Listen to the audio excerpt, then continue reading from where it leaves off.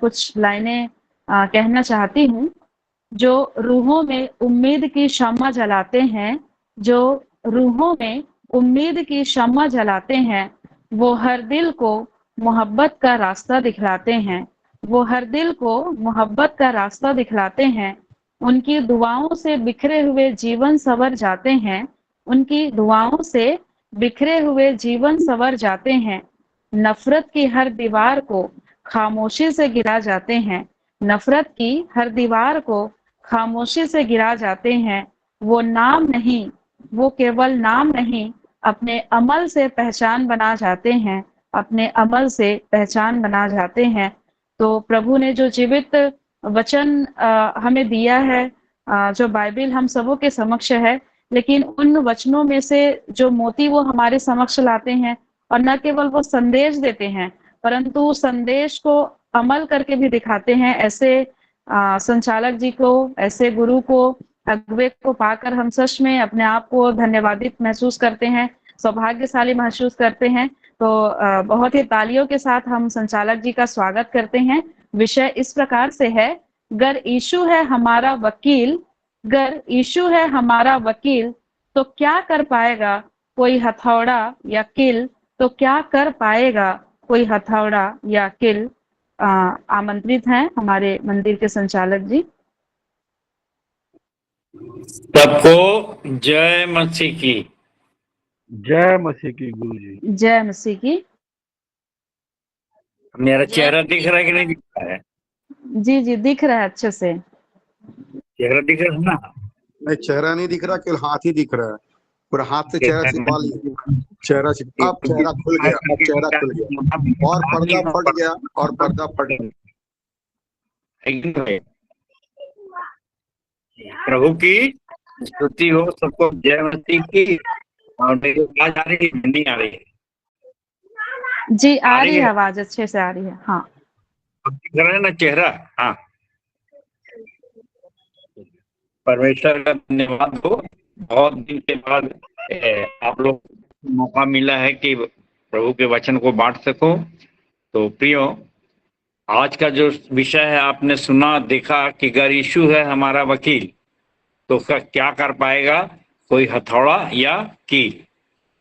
तो यहाँ पर ऐसा लगता है कि भाई आज कानून की बात होगी, न्याय की बात होगी।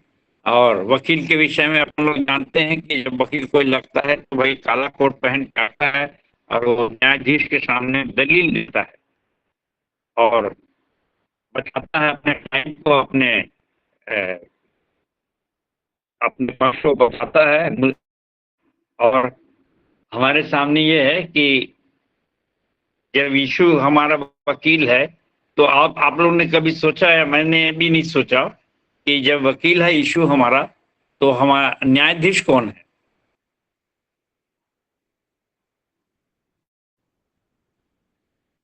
यहाँ पर ये है कि भाई यीशु ही वकील है और यीशु ही न्यायाधीश भी है। पुराने जमाने की बात है, पुराने समय की बात है कि भाई जब परमेश्वर के सामने पाप क्षमा के रीति की जाती थी, और इसके पश्चात आगे आपने पढ़ा कि कैसे कैसे पाप क्षमा के लिए उपाय करने पड़ते थे। तो प्रियो, बाइबल के पुराने नियम की पुस्तकों को देखें तो इसमें पहला है कि उत्पत्ति है, और आपको मालूम है कि सबसे पहला अपराध पाप किसने किया था? हवा ने। और उसके बाद उसने आदम को भी अपने ग्रिप में लिया, और इसके बाद फिर कानून बने, और फिर निर्गमन आया, और निर्गमन 10 आज्ञाएं। और मैंने चाहा था कि थोड़ी सी लोगों को आइडिया हो जाए कि वे 10 आज्ञाओं में क्या क्या है। व्यभिचार न करना, चोरी न करना, लालच न करना, मुझे छोड़ दूसरे को ईश्वर करके न मानना। तो इस प्रकार से 10 आज्ञाएं हैं। और जैसे जैसे बढ़ते गया, पॉपुलेशन बढ़ती गई, भीड़ बढ़ती गई, तो फिर लय व्यवस्था आई। और लय व्यवस्था क्या है? ये याजकों के लिए पुस्तक है, जितने धार्मिक अगुवे हुआ करते थे, और उनके लिए है। ये लेवी गोत्र से आते थे, और उसमें नाना प्रकार की फिर बलियां जो थी वो परमेश्वर के वेदी के सामने चढ़ाई जाती थी और उसमें मेल बलि, होम बलि, पाप बलि और पवित्रीकरण कैसे हम किया जाए, फिर उसे क्या प्रायश्चित किया जाए, ये सब बातें जो होती थी उस समय होता था। और फिर याजकों के लिए ये था कि भाई आदर्श है कि वो क्या क्या उनके आदर्श होना चाहिए। तो ये सब चीजें थी, कैसे उनका अभिषेक होगा, पर्व कैसे मनाएंगे, पर्वों के नियम कानून कायदे, तो ये लय व्यवस्था में गए हैं। और पाठ पढ़ा, क्या हुआ, कोई गलती करता है तो फिर बकरा और फिर उसको चढ़ाओ, उसकी खून, उसे खून खून से उसके प्रायश्चित होता था। तो ये सब की नियमावली थी। अब इसके ऊपर ने नियमावली देखी थी और मैं बोला कि उत्पत्ति से जब से यीशु मसीह ने जब से परमेश्वर ने सृष्टि की रचना की, तब से उसने ये देखने के लिए कि वो उसकी आज्ञा को मानेगा कि नहीं आदम और हवा पहला। तो जहाँ अक्सर मैं कहता हूँ कि जैसे कोई भी नया आविष्कार करता है, चल रोबोट का जमाना है, और वहां पर भी कोई भी चीज बनाई जाती है तो ये देखा जाता है भाई कि ये हम आज्ञा मानेगा या नहीं मानेगा। अगर अपन किसी गाड़ी में भी बैठ रहे हैं तो निश्चित रूप से जब ब्रेक लगाते हैं तो रुक जाना चाहिए और ये सब ऑर्डर पे रहे। तो प्रियो, आज के समय में जो कानून की को अपन कहते हैं, बड़े बड़े जो अभी जो भी हड़ताल वगैरह होती है या कोई व्यवस्था होती है, तो उसमें सबसे बड़ी बात ये है कि हम जब कोई भी कार्यक्रम करते हैं तो उसमें लॉ एंड ऑर्डर मेंटेन होता है, कानून और व्यवस्था। और ये जो बाइबल है ये पूरी पूरी पूरी पूरी कानून की पुस्तक है। अब मैं स्मरण करता हूँ कि एक बार मैंने सुना था कि सुप्रीम कोर्ट का एक जज दिल्ली में एक मसीही साहित्य भंडार में आया और वहां के जो प्रोप्राइटर थे उन्होंने उनको पूछा कि पता लग गया वो क्या कौन है क्या है, तो बताया मैंने सुप्रीम कोर्ट का जज हूँ। तो बोले जरूर क्रिश्चियन होंगे। तो बोले नहीं मैं क्रिश्चियन नहीं हूँ। तो बोले फिर हाँ फिर भी मैं बाइबल खरीदने आया हूँ यहाँ पर। और वो तो बाइबल खरीदा। तो बोले आपको बाइबल क्यों पढ़ना चाहते हैं? तो उन्होंने ये कहा कि जितने भी कानून संसार में चल रहे हैं उस सब का बेस जो है वो बाइबल में, प्रारंभ यहीं से हुआ। और जब अपन आगे, जैसे मैंने सीरियल बताया, उत्पत्ति से शुरू हो रही है बात, तो बाइबल जो है पूरे कानून की पुस्तक है। और इसमें भी हम अपन जानते हैं पुराना नियम और नया नियम, तो ये नियम की पुस्तक है। और इसमें न्याय भी है और कैसे कैसे कैसे कैसे कानून आगे बढ़ते गए और अब का कानून का स्वरूप क्या है, अंत क्या है, इसको अपन देखेंगे कि न्याय क्या होगा। तो पहले पहले हम देख रहे हैं कि आदम के लिए उसने देखा कि कानून को मानता है कि नहीं मानता, पर उसने कानून तोड़ा और उसको सजा मिली कि तू मिट्टी से बना है, मिट्टी मिल जाएगा। इसके बाद और भी उस इंसान बढ़े, बाल बच्चे आए, फिर निर्गमन आया और वहां से इजराइलियों को गुलामी से निकालने के लिए मूसा आया और मूसा को फिर 10 आज्ञाएं मिली। और 10 आज्ञाएं निर्गमन 20 1 से 17 पे है, बहुत लंबी चौड़ी है, परंतु मैं सोचता हूँ कुछ भाग अगर पढ़ सके तो पढ़ दीजिए भाई, निर्गमन 20 का 1 से। निर्गमन 20 उसका 1 से। तब परमेश्वर ने ये सब वचन कहे कि मैं तेरा परमेश्वर यहोवा हूँ, जो तुझे दासत्व के घर अर्थात मिस्र देश से निकाल लाया है। तू मुझे छोड़ दूसरों को ईश्वर करके न मानना। तू अपने लिए कोई मूर्ति खोदकर न बनाना, न किसी की प्रतिमा बनाना जो आकाश में व पृथ्वी पर व पृथ्वी के जल में है। तू उनको दंडवत न करना और न उनकी उपासना करना, क्योंकि मैं तेरा परमेश्वर यहोवा जलन रखने वाला ईश्वर हूँ। और जो मुझसे बैर रखते हैं उनके बेटों, पोतों और परपोतों को भी पितरों का दंड दिया करता हूँ। और जो मुझसे प्रेम रखते हैं और मेरी आज्ञाओं को मानते हैं उन हजारों पर करुणा किया करता हूँ। तू अपने परमेश्वर का नाम व्यर्थ ना लेना, क्योंकि जो यहोवा का नाम व्यर्थ ले वह उसको निर्दोष न ठहराएगा। तू विश्राम दिन को पवित्र मानने के लिए स्मरण रखना। 6 दिन तो तू पर विश्राम करके अपना सब काम काज करना, परंतु 7वां दिन तेरे परमेश्वर यहोवा के लिए विश्राम दिन है। उसमें ना तो तू किसी भांति का काम काज करना, और ना तेरा बेटा, ना तेरी बेटी, ना तेरे दास, ना तेरी दासी, ना तेरे पशु, ना कोई और परदेशी जो तेरे फाटकों के भीतर हो, क्योंकि 6 दिन में यहोवा ने आकाश और पृथ्वी और समुद्र और जो कुछ उनमें है सबको बनाया, और 7वें दिन विश्राम किया। इस कारण यहोवा ने विश्राम दिन को आशीष दी और उसको पवित्र ठहराया। तू अपने पिता और अपनी माता का आदर करना, जिससे जो देश तेरा परमेश्वर यहोवा तुझे देता है उसमें तू बहुत दिन तक रहने पाए। तू खून ना करना, तू व्यभिचार ना करना, तू चोरी ना करना, तू किसी के विरुद्ध झूठी साक्षी न देना, तू किसी के घर का लालच ना करना, ना तो किसी की स्त्री का लालच करना, और ना किसी के दास दासी व बैल गधे का, ना किसी की किसी वस्तु का लालच करना।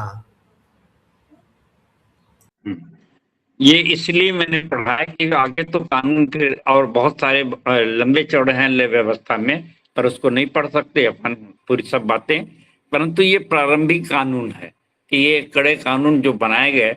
अब इसमें ये देखना है कि भाई जो भी याजक वगैरह हैं और ये सब निर्धारित किए जाएंगे, बनाए जाएंगे, तो कौन किस प्रकार से गलती करता है और उसके प्रायश्चित के लिए क्या क्या है। तो फिर लय व्यवस्था है। अब व्यवस्था के बाद फिर व्यवस्था विवरण है। अब मैं व्यवस्था विवरण तक आ चुका था और यहाँ से कह रहा हूँ कि सबसे अच्छा पद मुझको लगता है व्यवस्था विवरण 8 और 2 कि स्मरण रख की तरह प्रभु परमेश्वर 39 वर्षों में तुझे इसलिए जंगल में लिए फिरा कि तुझे नम्र और दीन बनाए और तेरी परीक्षा करके देखे कि तुझमें क्या क्या है और कि तू उसकी आज्ञाओं को मानेगा अथवा नहीं, और अगर तू उसके आज्ञाओं को नहीं मानेगा तो उसकी क्या क्या क्या क्या सजा है। तो प्रियो, उस समय जो जज था, उस समय जो न्यायाधीश था, वो परमेश्वर था, और परमेश्वर अपने पवित्र स्थान में प्रकट होता था, और वहां पर उसके पवित्र स्थान में पहुंचने के लिए भी याजक को बहुत ही पवित्र बनना पड़ता था। उसके नियम कानून कायदे थे, और कहा जाता है टीकाकारों के अनुसार कि यदि कोई याजक अगर गलती से भी कोई गलती करता है और वहां पहुंच जाता है परमेश्वर के पवित्र स्थान में, और ये जो बलिदान वगैरह का कार्य है अगर वो करता है तो वो कहते हैं कि वो भस्म हो जाता था, और रस्सी से या जंजीर से उसको खींचा जाता था बाहर, वहां तक कोई पहुंच नहीं सकता था पवित्र स्थान तक। तो ऐसे कड़े नियम थे।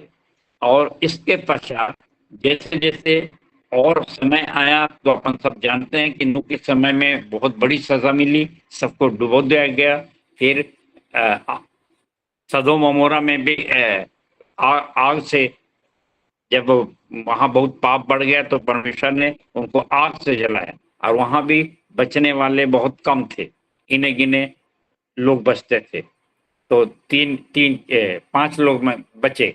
तो मेरे प्रियो, ये सजा का दौर चल रहा था, और इसके पश्चात अब नया नियम आ गया, और नए नियम में यीशु मसीह प्रकट हुए। परमेश्वर ने जगत से ऐसा प्यार किया कि अपना इकलौता पुत्र दिया, ताकि जो कोई उस पर विश्वास करे वो नाश ना हो परंतु अनंत जीवन पाए। यूहन्ना 3:16 अपन सब जानते हैं।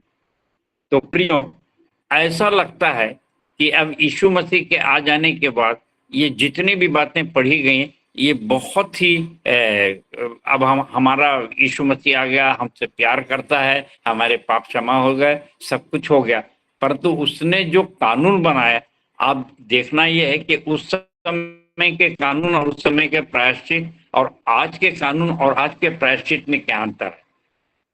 तो इसको भी देखें। मत्ती 5 मत्ती 5:27-28। तुम सुन चुके हो कि कहा गया था व्यभिचार ना करना, परंतु मैं तुमसे यह कहता हूँ कि जो कोई किसी स्त्री पर कुदृष्टि डाले वह अपने मन में उस से व्यभिचार कर चुका। यदि यही तक ना अंकल? हाँ ठीक है, 21-22 भी पढ़ देना। 21। हाँ अंकल। ठीक है। तुम सुन चुके हो कि पूर्व काल के लोगों से कहा गया था कि हत्या ना करना, और जो कोई हत्या करेगा वह कचहरी में दंड के योग्य होगा।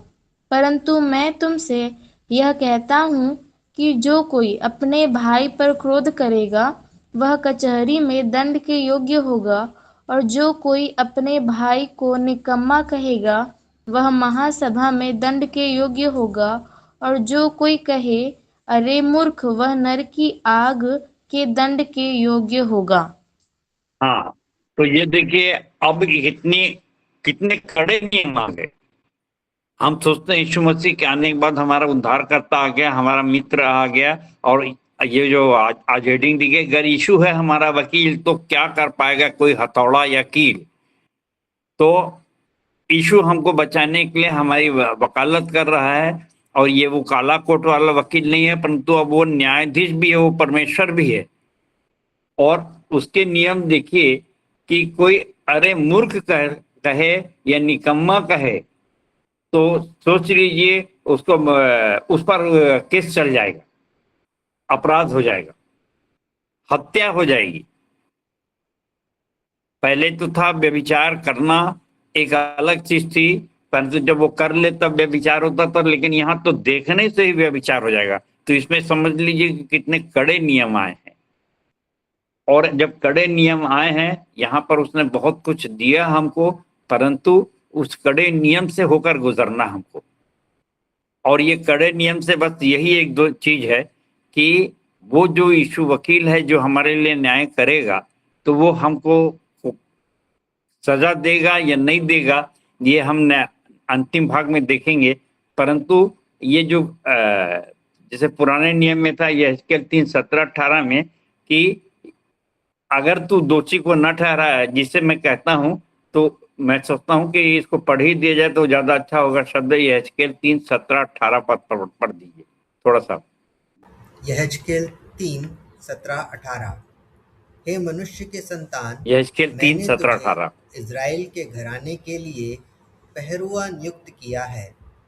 तू मेरे मुंह की बात सुनकर उन्हें मेरी ओर से चिताना। जब मैं दुष्ट से कहूँ कि तू निश्चय मरेगा, और यदि तू उसको ना चिताए और ना दुष्ट से ऐसी बातें कहे जिससे वह सचेत हो और अपना दुष्ट मार्ग छोड़कर जीवित रहे, तो वह दुष्ट अपने अधर्म में फंसा हुआ मरेगा, परंतु उसके खून का लेखा मैं तुझी से लूंगा। प्रियो, मेरा आज का संदेश का जो भाग है वो ये कहना का था कि जब हमको सेतमेत में मुफ्त में वो उद्धार दे रहा है, तो निश्चित रूप से हम जो नियम है और हमारे जीने के जो नियम है, हमारे कार्यों के जो नियम है, हम बहुत ही कड़े कानून के अंतर्गत आ रहे हैं। और जिस संसार में हम जीते हैं, तो मैं थोड़ा सा लॉ के विषय में जाता हूँ कि भाई चोरी की एक परिभाषा है, हत्या की एक परिभाषा है, और जल्दी से आप सब जानते हैं कि हम किसी ने कोई चाकू मार दिया या फिर बंदूक से गोली मारी, और जब वो मर जाए तब हम कहते हैं कि हत्या। लेकिन यहाँ पर क्या जो अभी आपने पढ़ा, हत्या, व्यभिचार और तलाक के विषय में तुम सुन चुके हो, पूर्वजों से कहा गया था हत्या ना करना। जो हत्या करेगा वो न्यायालय में दंड के योग्य है। पर मैं तुमसे कहता हूँ जो अपने भाई को अपने भाई के से क्रोध करेगा, सिर्फ क्रोध करना ही, तो वो उस सर्वोच्च न्यायालय में दोषी ठहरेगा। और जो कहेगा अरे मूर्ख, वह नरक की आग के दंड क्यों होगा। तो इसलिए जब तू वेदी पर लाए, अपनी भेंट वेदी पर लाए, तो पहले जाके अपने भाई से मेल कर ले। तो ये सब हमारे लिए जो कड़े नियम हैं, और अगर हम अरे मूर्ख कह रहे हैं या फिर निकम्मा कह रहे हैं, तो हमारे ऊपर ये हत्या की बात आ रही है, अदालत में केस चल जाएगा। क्या आज के नियम ऐसे कड़े हैं? कितने बार ऐसा कहते हैं, पर संसारिक कानून हम उस समय बहुत हमको हल्का दिखाई देता है। और यही चीज है प्रियो, आज हमको देखना है, जबकि सारे संसार में कानून का शासन है, और ये सच भी है कि यीशु है हमारा वकील। पर अब प्रश्न उठता है, जब यीशु हमारा वकील है तो न्यायाधीश क्या करेगा? और न्यायाधीश भी यीशु ही है। तो ये दोनों बात कैसे हो सकती है? तो लोगों को बहुत भ्रम होता है यहाँ पर, और इस भ्रम से दूर होने के लिए अवश्य है कि हम कुछ देखें कि वही हमको धर्मी ठहराता है, वही हमको पापी ठहराता है, अपराधी ठहराता है। रोमी 8:28 से 31 पढ़िए।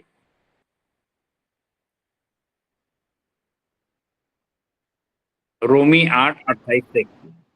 रोमियो 8:28 से 31।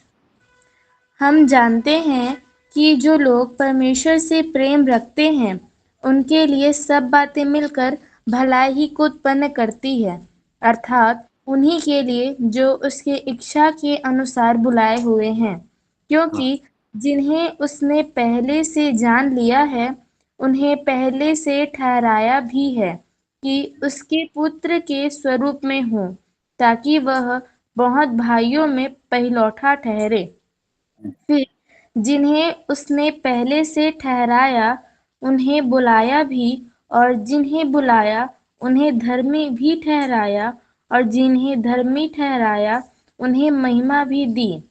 हाँ प्रियो, यहाँ पर देख लीजिए कि हमारी बुलाहट है, हमारी योग्यता है, एक सिलेक्शन है, और जिससे बुलाएगा उसे वो धर्मी भी ठहराएगा। और यहाँ पर ये है कि भाई परमेश्वर की दाहिनी ओर वो बैठा हुआ है, और जब परमेश्वर ही हमारी ओर है तो हमारा विरोधी कौन हो सकता है? तो ये बड़ी भारी शक्ति प्रदान करता है। परंतु ये मैंने पहले भी कहा था, आज भी कहता हूँ कि जब उसने बुलाया तो बुलाए हुए तो बहुत हैं, पर चुने हुए कम हैं। और ये आवश्यक है कि हम बुलाए तो बहुतों को है, लेकिन चुन भी ले जाए, और जब वो चुन लेगा तो निश्चित रूप से वो धर्मी भी ठहराएगा। और इसलिए हमारा सिलेक्शन होना बहुत जरूरी है। और इसके लिए प्रियो, यदि हम आगे बढ़ रहे हैं तो हमको आज के नए नियम में जो है उस नियम को हमको फॉलो करना है कि हमको नए नियम में क्या कर सकते हैं। तो ये कहा गया है कि जब हम व्यवस्था के अधीन हैं, तो गलातियों को जब पौलुस ने चिट्ठी लिखा तो कहा कि भाई श्रापित हैं वे जो व्यवस्था के अधीन है।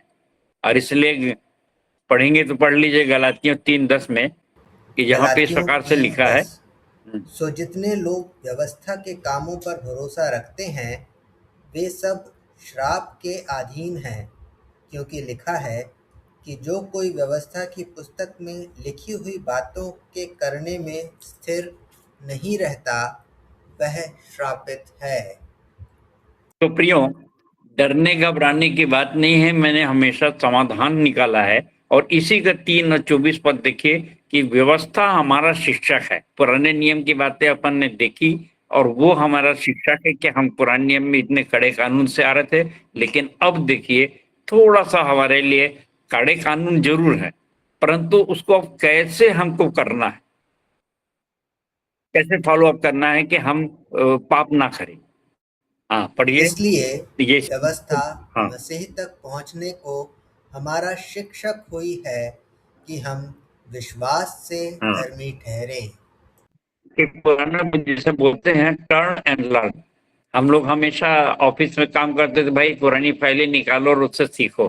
तो पुराना नियम निकालो और उससे बाद फिर नए नियम में प्रवेश करो और उससे सीख लो कि हमको क्या करना है क्या नहीं करना। कोई भी भाई कोई भी बहन जब हमारे बीच में आता है, हमको नए विश्वासियों को जब जीतना पड़ता है, तो किसी को भी हम निकम्मा या अयोग्य नहीं ठहराते, बल्कि ये है कि जैसे यीशु मसीह ने कहा कि वैद्य भले चंगों के लिए नहीं परंतु बीमारों के लिए बीमारों के लिए अवश्य है। हाँ, अवश्य है। तो हमारे लिए भी ये है कि बहुत से बिगड़े हुए लोग हमारे पास आएंगे और हम छांटते हैं पहले कि ये बहुत अच्छा है, ये अच्छे अच्छे को लेना चाहते हैं, बिगड़े हुओं को नहीं लेना चाहते। परंतु जब हम यीशु मसीह के नाम से बिगड़े हुओं को लेना शुरू कर देंगे, हमारा काम ही यही है कि भाई हमको ठीक करना। तो इसीलिए यीशु मसीह के साथ ये चार्ज भी लगा भाई पेटू पियक्कड़ महसूल लेना पापियों का मित्र। तो बोले काम ही नहीं के बीच में हमको करना। तो मेरे प्रियो, मेरे जितने भी चेले लोग सुन रहे हैं, एक बार अवश्य इस बात को ध्यान रखना कि आप बहुत इस समय अब एक बिल्कुल जिसको मैं बोलता हूँ संक्रामक विश्वासी होने की ओर जा रहे हैं, जहां पर यीशु मसीह की भी आलोचना हुई, आपकी भी आलोचना होगी और आप चारों ओर से कष्ट झेलेंगे, बहुत से दोष आपके ऊपर लगाए जाएंगे। ये बहुत कठिन काम है कंगालों को सुसमाचार सुनाना। जाओ सब जाति के लोगों को चेला बनाओ और छोटी छोटी बातों में आपकी आलोचना होगी चारों तरफ से। और ये आलोचना में एक बात को खूब ही अच्छी लगती है मुझको कि ये यहाँ पे यीशु मसीह ने जो मत्ती 10:16 में कहा कि मैं तुम्हें भेड़ों के समान भेड़ियों के बीच में भेज रहा हूं।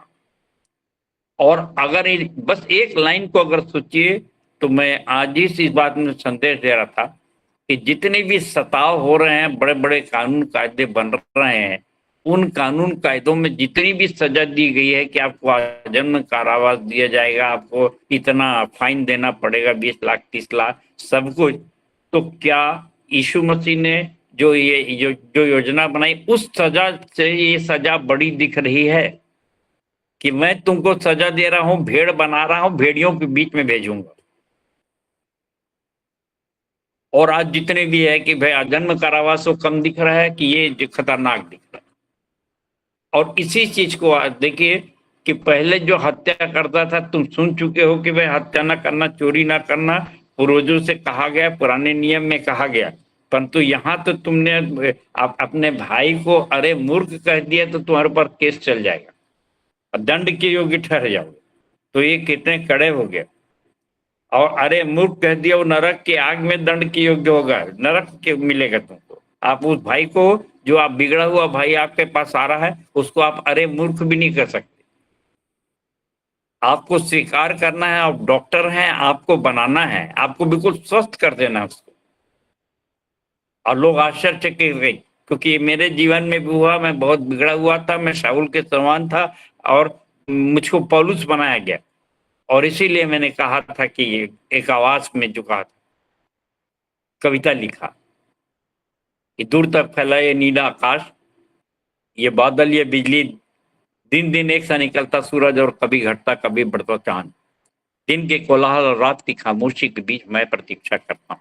मैं प्रतीक्षा करता हूँ बहुत धीमी पर स्पष्ट एक आवाज की, वो आवाज जो एक नन्हे बालक शामुएल ने सुनी और जीवन भर उसका होकर रहा, वो आवाज जो शाऊल ने सुनी और पौलुस बन गया, वो आवाज आज भी पीछा करती है मेरा, हमारा, हम सबका। वो आवाज आज भी पीछा करती है हमारा, बंद कानों के द्वार पे दस्तक देती, वो है यहीं कहीं मेरे आपके हम सब के बीच, दूर तक पहले इस नीले आकाश में, इन बादलों में, इन बिजलियों में, हर कहीं बहुत धीमी पर स्पष्ट एक आवाज। मैंने तेरे को परखा है, मैंने तेरे को चुना है, मैंने तेरे को जाना है। मेरे जितने प्रिय भाई बहन लोग सुन रहे हैं, आप सब बुलाए हुए हैं, आप सब चुने हुए। और मैं हमेशा बोलता हूं कि भाई हजारों में हर प्रोफेसर क्यों नहीं आया। अब आप एक एक जन का नाम लूंगा तो बड़ा गड़बड़ हो जाएगा, लेकिन उस कौम के हर कोई क्यों नहीं आया, यही क्यों आया? यही बिगड़ा हुआ है पर यही बनेगा, यही बिगड़ी हुई है यही बनेगा। और उसने कह भी दिया, वेश्याएं और मैसूर लेने वाले तुमसे पहले प्रवेश करेंगे। प्रियो, मत भूलिए कि 2 धनी व्यक्ति यीशु मसीह के पास आए थे, एक धनी था जिसने कहा मत्ती 19 का कि मैं बचपन से सारी आज्ञाएं मानता आया हूं, मुझ में क्या घटी है। लेकिन एक जो कद का छोटा था, जब कहीं दूर पेड़ में बैठा सिर्फ दर्शन करना चाह रहा था दूर से, उसने उसकी जिज्ञासा देखा, उसने पास बुला लिया और ये धनी उदास होके गया। परंतु ये दूसरा धनी था, वो इतना खुश हो गया कि बोले मैं तो देख लिया हूँ वो आकाश के झरोके से आते हुए आशीष को, और उसने अपने धन को कहा कि मैं जिसका एक लिया उसको 4 फेर दूंगा। हम कैसे धनी, हम कैसे धर्मी, हम कैसे खुश होते हैं मसीहा को पाकर, हम कैसे उद्धार पा सकते। ये सब इसी का चमत्कार है। हम अपने ही शब्दों के कारण से दोषी और अपने शब्दों के कारण से निर्दोष ठहरेंगे। हम ही वकील हैं, हम ही जज हैं।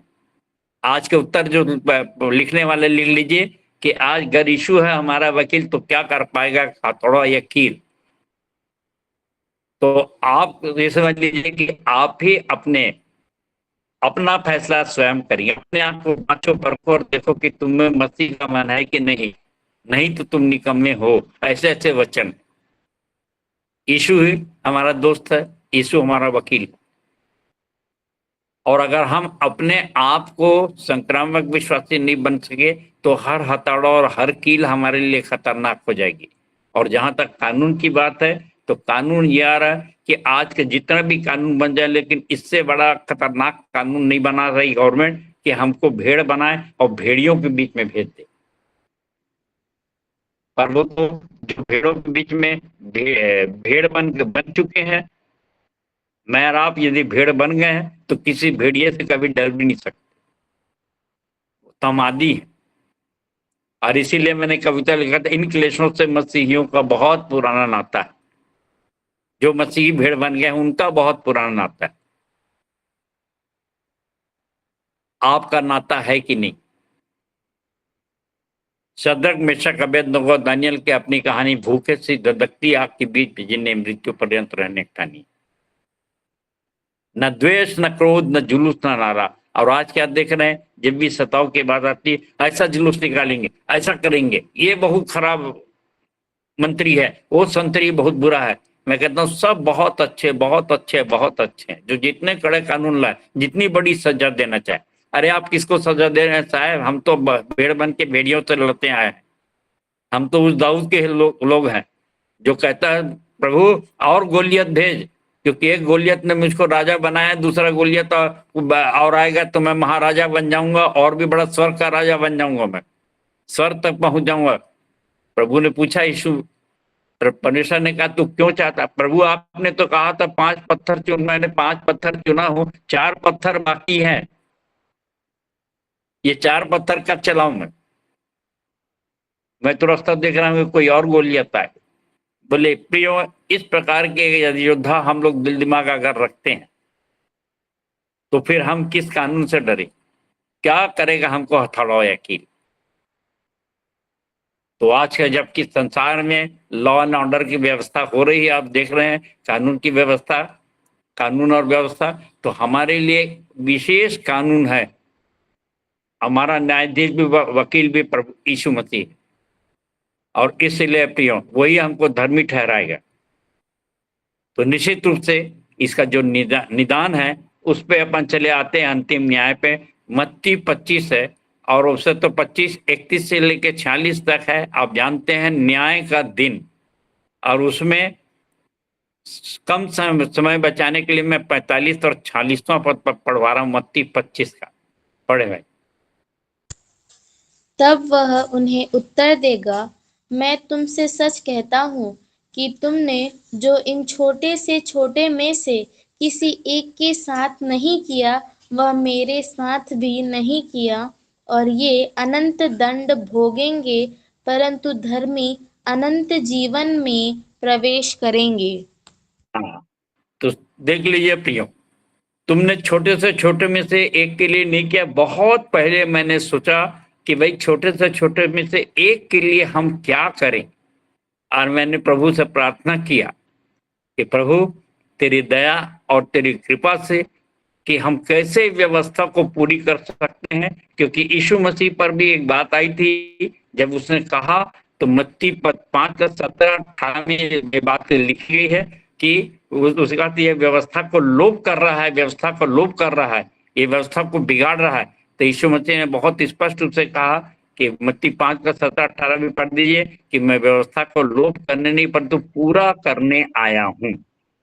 यह ना समझो कि मैं व्यवस्था या भविष्यद्वक्ताओं की पुस्तकों को लोप करने आया हूँ।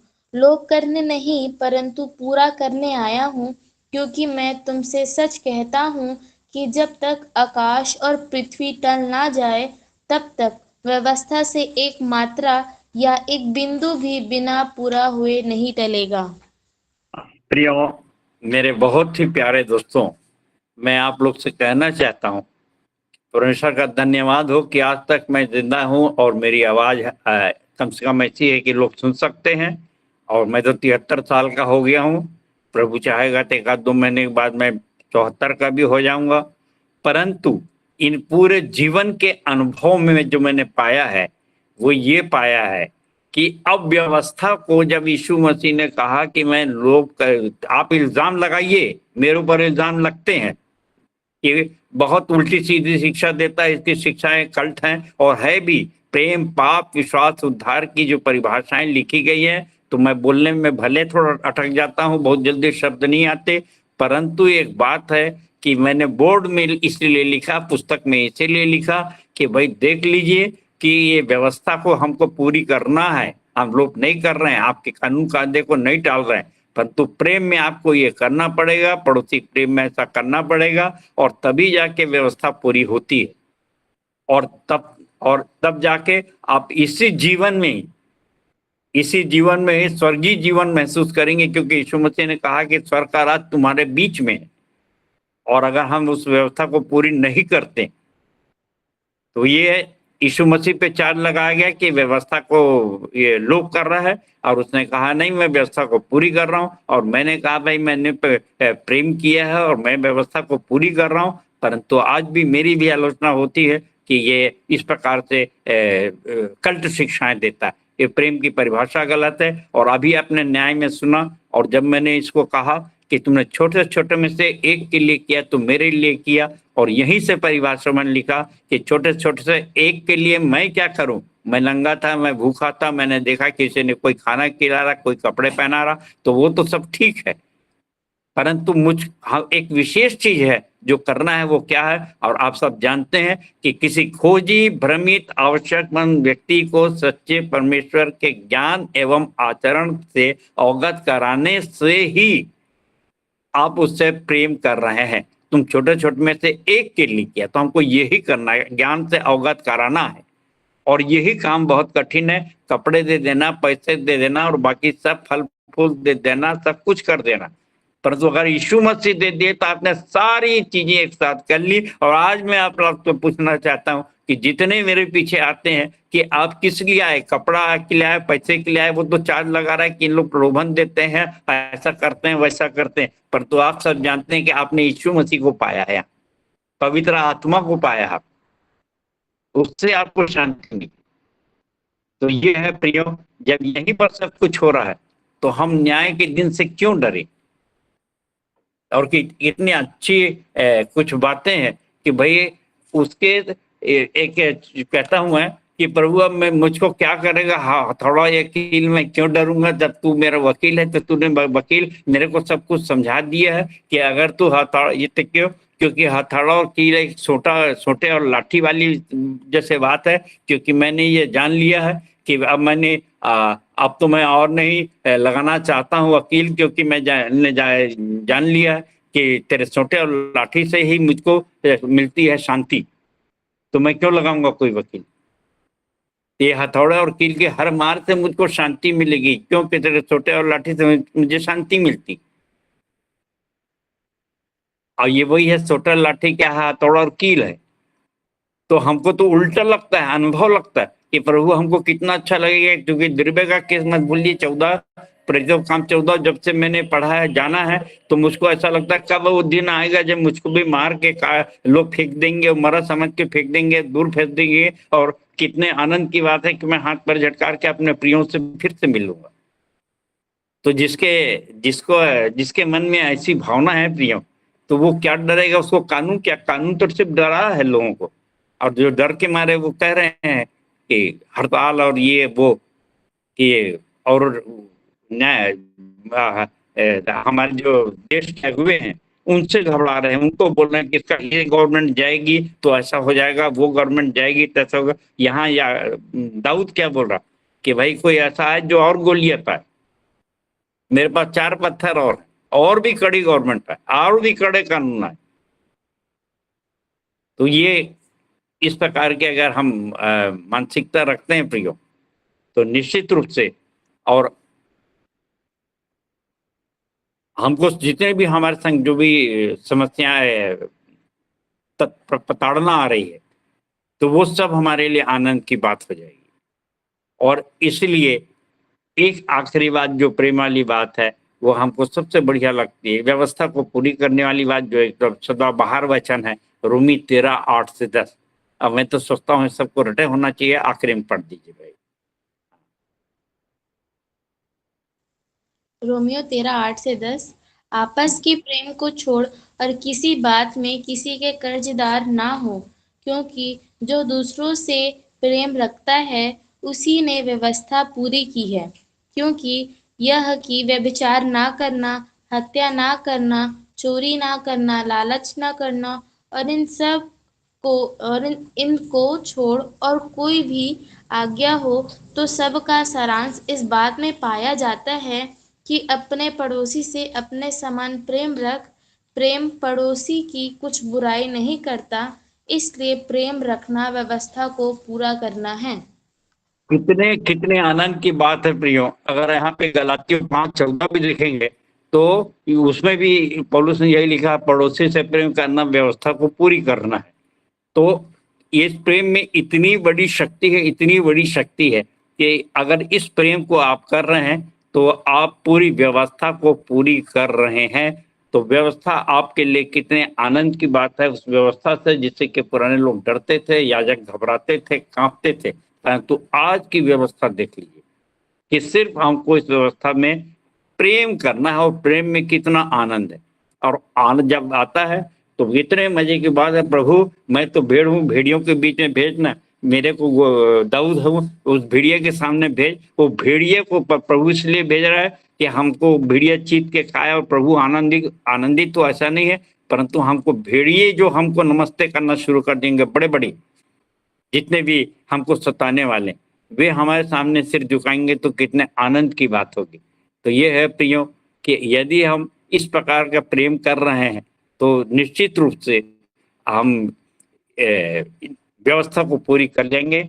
और ये व्यवस्था को पूरी सबसे अंत में ये कहूँगा, याकूब 1:25 में लिखा है, उसके अनुसार वचन को सुनकर हमको व्यवस्था कानून के अनुसार चलना है और फल लाना है। तो निश्चित रूप से में इस जीवन में हम बहुतायत का जीवन पाएंगे, और परलोक में अनंत जीवन तो पाएंगे ही पाएंगे।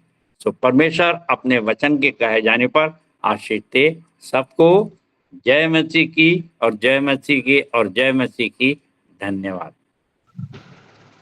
जय मसीह की। बहुत ही सुंदर, जानदार, शानदार वचन के लिए, जो कि व्यवस्था की बातें बहुत ही कठिन है, पुराने नियम से लेकर नए नियम में प्रेम की जो व्यवस्था है उसको आपने बहुत ही सरल तरीके से समझाया।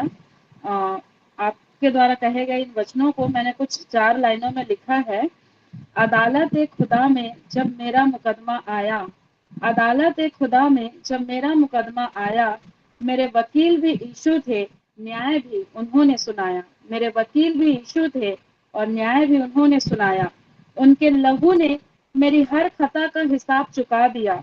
उनके लहू ने मेरी हर खता का हिसाब चुका दिया।